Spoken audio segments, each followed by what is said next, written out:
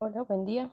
El día de hoy vamos a hablar acerca de unas preguntas de Gilman y Suter y escogimos unas que consideramos un poco más importantes. La primera pregunta nos dice, ¿por qué la administración de capital de trabajo es una de las actividades más importantes y que más tiempo demanda a los gerentes financieros y qué es el capital de trabajo neto? Primero, la administración de capital de trabajo es muy vital porque de ella depende directamente la viabilidad operativa de la empresa. Entonces, el gerente financiero necesita debe necesitar mucho tiempo porque está constantemente monitoreando y manejando la efectividad de las cuentas por cobrar, el inventario y las cuentas por pagar. Esto nos demuestra que esta mucha atención ayuda a reducir al mínimo la cantidad de fondos atrapados en este ciclo operativo. Además, la organización disminuye lo que es drásticamente sus costos de financiamiento y al mismo tiempo libera recursos esenciales que se pueden usar para expandir el negocio. La segunda parte nos hablaba acerca de qué es el capital de trabajo neto.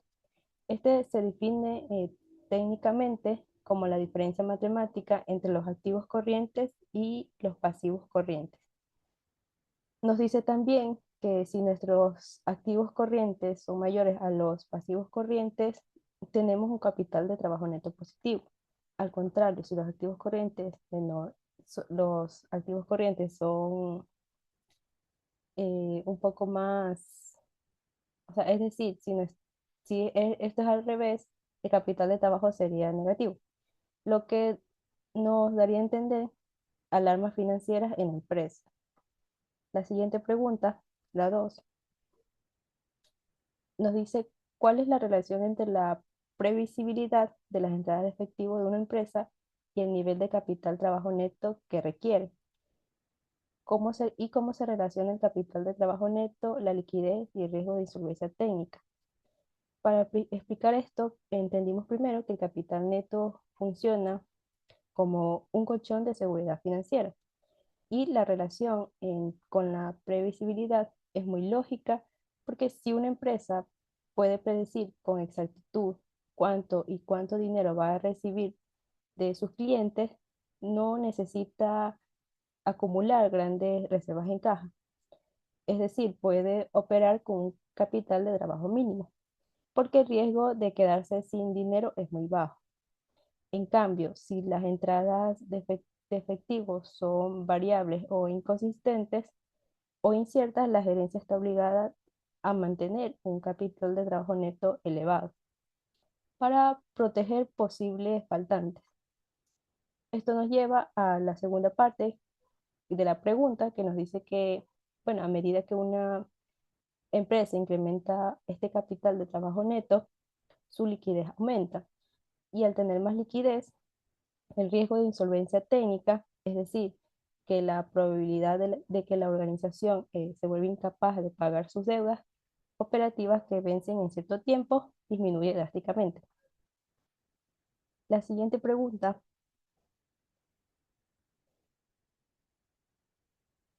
15.4, nos dice, ¿cuál es la diferencia entre el ciclo operativo de la empresa y su ciclo de conversión de efectivo? Primero, el primer punto, debemos entender que la clave es que la una mide el tiempo de proceso logístico y el otro mide el tiempo del dinero real. Es decir, el ciclo operativo abarca todo el proceso comercial desde una perspectiva estrictamente operativa, porque comienza en en el momento exacto en que la empresa compra el inventario, incluye el tiempo también en que tarda en venderlo y hasta lo que finalmente llega al cliente. Es decir, mide cuánto tiempo pasa un producto dentro de la empresa hasta convertirse en dinero cobrado. Por otro lado, el ciclo de conversión del efectivo habla un poco más acerca del financiamiento, porque este ciclo mide el tiempo real durante el cual los recursos de la empresa permanecen comprometidos o inmovilizados y se obtiene restándole el ciclo operativo del periodo promedio de pago. Entonces, mientras el ciclo operativo mide lo que es el tiempo del producto y el cliente, el ciclo de conversión mide cuánto tiempo tarda el dinero invertido por la propia empresa en regresar a nuestras manos.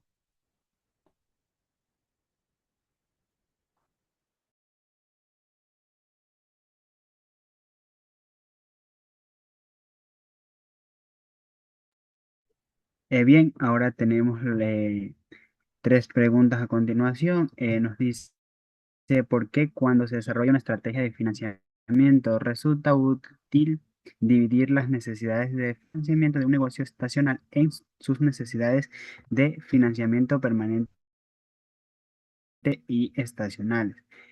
Bueno, en sí lo que son las necesidades financieras de una empresa no siempre son iguales, ya que dependen durante el año. Por lo general, existen recursos que la empresa necesita permanentemente para operar y hay en otros casos que solo requieren en determinadas temporadas una mayor actividad. En sí lo que son las necesidades permanentes son constantes, más que todo se suelen financiar con deudas a largo plazo o capital propio. Y si las necesidades son estacionales, se podría decir que son temporales y a su vez se conviene financiarlas con deudas a corto plazo. Bien, ahora la siguiente pregunta dice, ¿cuál de los beneficios de costos y riesgos de una estrategia de financiamiento agresiva y de una estrategia de financiamiento conservadora? ¿Con qué estrategia los préstamos suelen exceder la necesidad?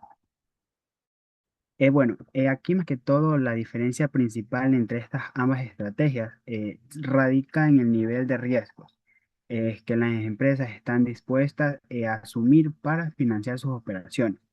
Dentro de lo que es la estrategia agresiva, las empresas mayormente utilizan financiamientos de corto plazo, porque a su vez generalmente tienen tasas de intereses muy bajas, lo que les reduce el costo financiero y a su vez aumentan la rentabilidad.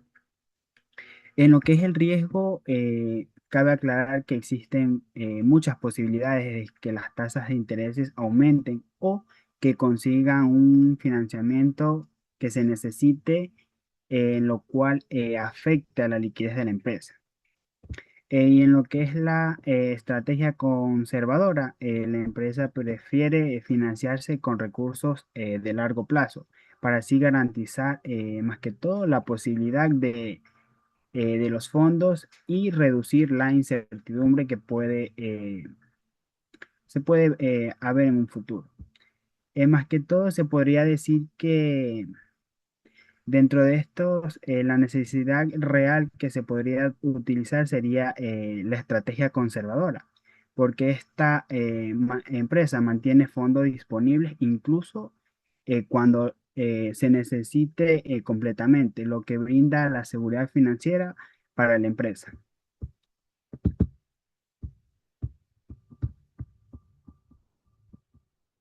Ya, ahora tenemos otra pregunta. Dice, ¿por qué es importante que la empresa minimice la duración de su ciclo de conversión del efectivo? Bueno, el ciclo de conversión representa el tiempo que transcurre desde que una empresa invierte su dinero en inventarios hasta que recupere ese dinero mediante sus ventas y sus cobros que realizan. Es decir, mientras más corto sea el ciclo, más rápido va a recuperar la empresa esa inversión. Por ejemplo, si una empresa tarda normalmente 90 días en recuperar su dinero, necesitará su capital para seguir operando, en lo que otra se podría recuperar en 45 días. Por eso, reducir el ciclo de conversión del efectivo mejora la eficiencia financiera para una empresa.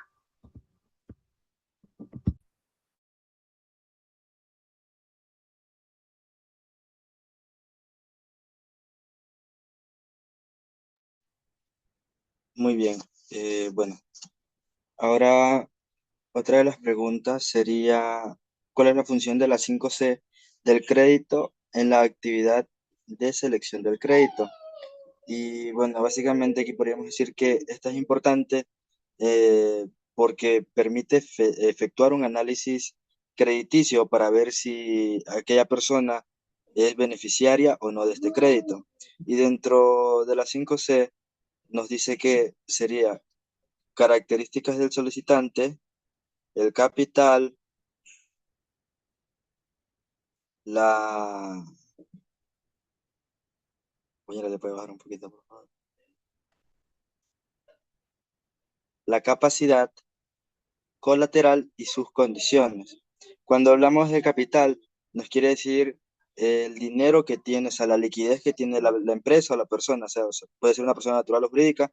Cuando hablamos de capital, quiere decir el dinero, la liquidez que cuenta para poder cubrir sus deudas. Cuando hablamos de la capacidad, nos quiere decir la habilidad para generar ingresos. Colateral, las garantías que ofrecen para este crédito. Las características sería el historial ante anteriores créditos solicitados y las condiciones, pues el entorno económico de este de aquí.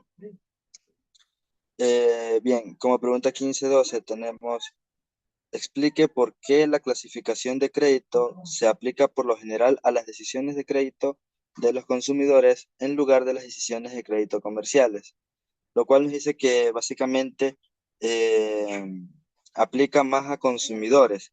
Quiere decir que las decisiones del crédito van a ser personales más que empresariales. Además de esto, los modelos de puntuación permiten evaluar rápidamente y efectivamente las cantidades de sus solicitudes. Entonces, en un crédito, vuelta, en cambio, en el crédito comercial, tiene que ver más con lo que son empresas, va a ser créditos empresariales, por así decirlo, ¿no? Y es un poco más compleja porque requiere un análisis más exhaustivo de la empresa que solicita el crédito. Como pregunta 15-14, nos dice que por qué los riesgos inherentes a la Administración Internacional de Créditos son mucho más complejos que los asociados con las ventas a créditos domésticos.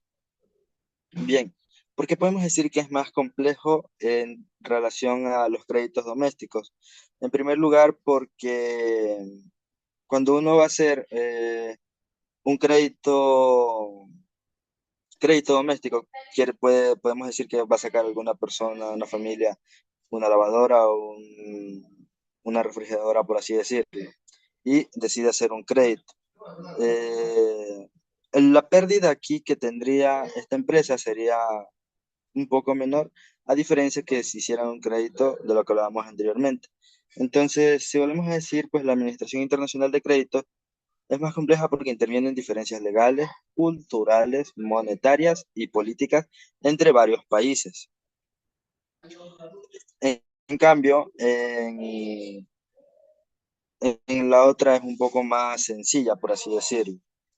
Podemos decir también que las fluctuaciones en los tipos de cambio pueden devaluar el cobro real de la moneda. Y bueno, los tiempos de envío y logística a través de fronteras extienden el ciclo del cobro. Las diferencias legales suelen tener leyes de cobro menos eficientes y con menor acceso a información financiera confiable. Esto quiere decir que siempre la de doméstica va a ser un poco más fácil que la otra. Muchas gracias.